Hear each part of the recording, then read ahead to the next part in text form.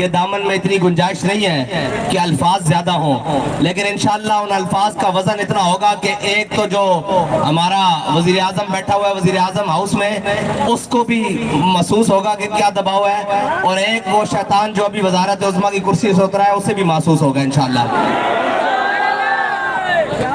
पहली बात तो यह है कि एक उधार था, अभी तक माइक मेरे हाथ में नहीं आया था। मैं उस हैवानियत की आंखें रखने वाले वजीर आजम से कहता हूँ कि 75 साल खुशी मनाने का दिन जरूर था कि पाकिस्तान की आज़ादी को 75 साल हुए थे, लेकिन ओ बेशरम ओ बेहया बेटियां नचाने का दिन वो नहीं था। वो बेटियां नचाने का दिन नहीं था, वो शुक्र मनाने का दिन था। अगर तुम्हें बेटियां ज्यादा नचाने का शौक था तो हमें बताते कि हम तुम्हें अमृतसर से दुपट्टे मंगवा कर तुम्हारे सरों पर डालते। क्यों बेशर्मो 90,000 बेटियां छोड़ कर आए हुए हो, तुम बेटियां नचवाने के लिए। वो जो भी नाची वो मेरी कौम की बेटी थी, वो मेरी बहन थी। तुम उनके रक्स देखते रहे सामने बैठकर, और वहाँ बड़े बड़े मुल्ला और बड़े बड़े पंडित वो भी आंखें खोल कर और रक्स सुरूर की महफिलें नचाते रहे। हमने पाकिस्तान नाचने टरापने के लिए नहीं बनाया था। अभी एक ताजा ताजा खबीस जो नाचने टरापने वाला है उसको मसा मसा कुर्सी से नीचे उतारा है। हमें ये महसूस होता है कि ये सारा टब्बर ही कंजरों का टोला है। वो पीटीआई की सूरत में हो, वो जनाब पीडीएम की सूरत में हो, इससे तो पता चल चुका है कि ये सारे कंजर तबीयत के हैं। कि जिस दिन हमारे बड़ों ने जिस दिन का ख्वाब देखा था, जिस दिन कुर्बानियां देकर लाखों शहीदों ने अपना खून देकर 14 अगस्त वाले दिन पाकिस्तान हासिल किया था, उस दिन तुम कौम की बेटियां नचाकर कौम को दिखा रहे थे। डूब के नहीं मरे तुम उस दिन। तुम्हें गैरत नहीं आई, कोई जमीन नहीं फटी। सारे सरबराहान मिल्लत और मुल्क रियासत उस वक्त बैठकर अपनी बेटियों का नाच देख रहे थे। कितने डूब मरने की बात है, कितनी गैरत की बात है कि ऐसे बेशरम जो अपनी कौम की। रोहिला किस कदर जालिम था, जफाकश्ता, निकाली शाह तैमूर की आंखें, किस कदर जालिम था। लेकिन उसने एक बात की थी कि शाह तैमूर के खानदान को हुक्म दिया कि मेरे सामने रक्स करो, लेकिन वो रक्स देख नहीं रहा था, उसने आंखें बंद की हुई थी।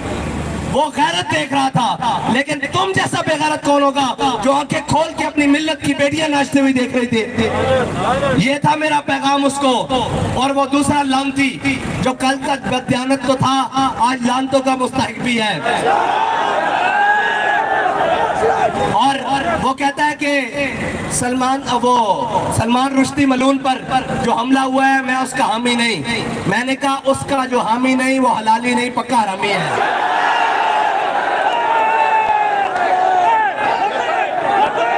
इसलिए कि कुरान के फैसले को जो न माने वो हलाली नहीं हो सकता। कुरान का फैसला है मलऊनीन ऐनमा सुकिफू उखिजू वकुत्तिलू तक्तीला। जहां मिले पकड़े जाएं और फिर क्या करना है, वकुत्तिलू काट के रख देना है।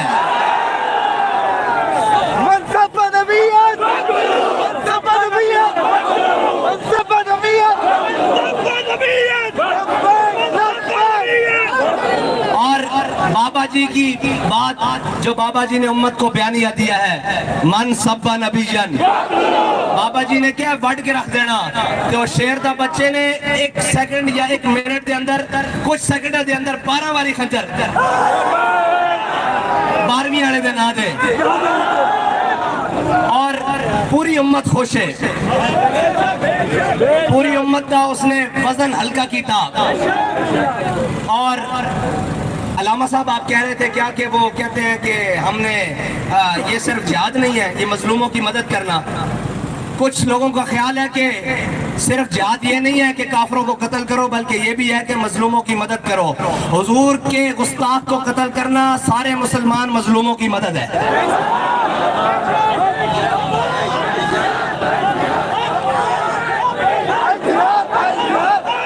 मुसलमान के ऊपर सबसे बड़ा जुल्म यह है कि उसके सामने उसके हबीब की गुस्ताखी हो जाए, उसके नबी की गुस्ताखी हो जाए।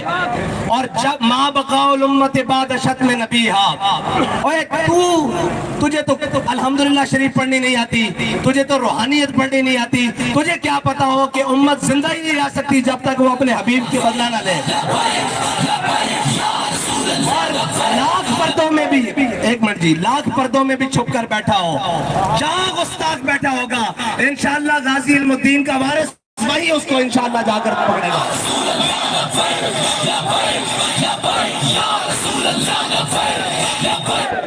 मैंने कहा था ना कि अल्लाह ताला अपनी हिकमतों से इसने जो अपने ऊपर पर्दे डाले हुए हैं, एक एक को करके तार तार चाक चाक करेगा।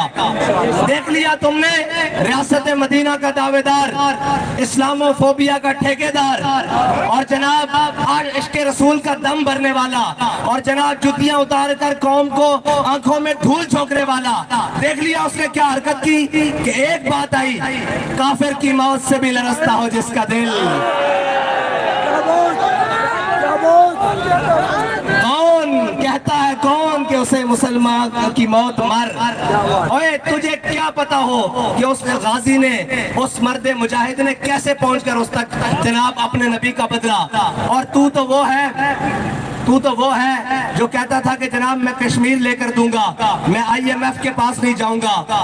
हमारी कौम की यादाश्त बड़ी थोड़ी है, लेकिन मैं उस गाजी को सलाम करता हूं जिसने इतने साल अपने नबी के बदला लेने के लिए वो बात अपने दिल के अंदर और दिमाग के अंदर रखी।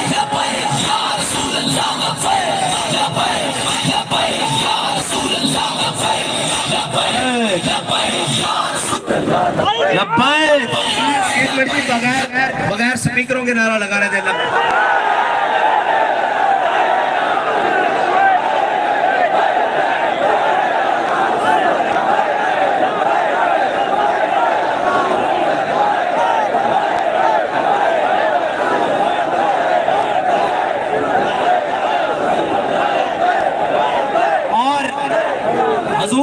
हुजूर सईद आलम सल्लल्लाहु अलैहि वसल्लम की नामूसे रिसालत के लिए जो काम करे, तू कहता है कि जनाब इसका मैं हामी नहीं हूँ इस बात का, तो जो तेरे वो नाचने टापने आजादी वाला एक काम करे, वो जनाब एक मैंने तो पहले कहा था कि नचन वालियां दे बालां दा बास्ता कार घाट नहीं है। अभी तो बहुत सारी मंजिलें बाकी हैं, अजय तक जेल आई सामने। और हमारे बाबा जी तो हमें सबक पढ़ा कर गए हैं कि आती है नरग़े रहज़न से सदा, फराज़दार से देख लूं कहीं कारवाने सहर ना हो। हमारे बड़ों ने तो फांसी के फंदे देकर चूमे थे और आंखों पर लगाए थे कि जे यार दिनादी मिली सूली झूठा ले लीजिए, हाँ पिछाना हटिए। पंजाबी कहे कि जो यार के नाम का झूला मिले सूली पर भी तो वो ले लेना चाहिए, पीछे क्यों हटे। और यहाँ पर तो सिर्फ आजादी के नाम की एक जनाब FIR कटी है, तो जनाब पूरी जनाब डेस्क तो व्हील चेयर ते आ गए, एक व्हील चेयर ते बैठे हुए सी जिन्हें पूरी उम्मत नु खिलार देता सी।